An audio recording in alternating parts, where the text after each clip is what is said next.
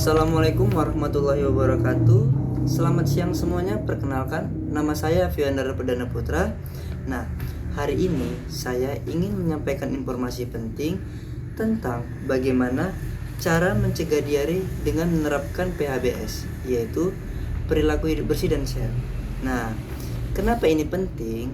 Karena diare itu masih menjadi salah satu penyebab penyakit utama di masyarakat, terutama akibat makanan ataupun minuman dan lingkungan yang tidak sehat atau lingkungan yang tidak bersih. Tapi kabar baiknya, diare itu bisa dicegah dengan langkah-langkah yang sederhana yang bisa kita lakukan sehari-hari. Nah, selanjutnya berikut ada 5 cara untuk mencegah diare dengan menerapkan PHBS ataupun perilaku hidup bersih dan sehat. Cara yang pertama yaitu cuci tangan pakai sabun dan air mengalir. Kita itu harus membiasakan cuci tangan pakai sabun dan air mengalir selama minimal 40 detik dan lakukan dengan benar.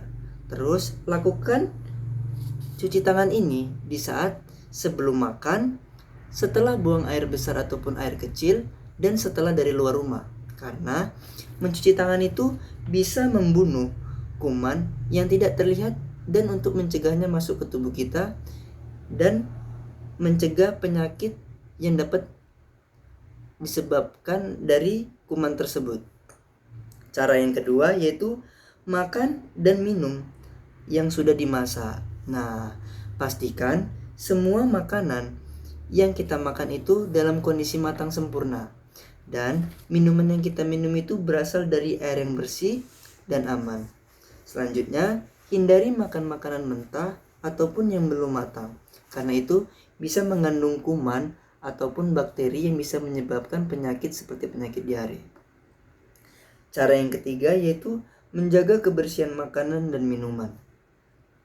Kebersihan makanan itu bukan hanya saat disajikan, tetapi mulai dari cara menyiapkan bahan, saat memasak, dan di saat menyajikan.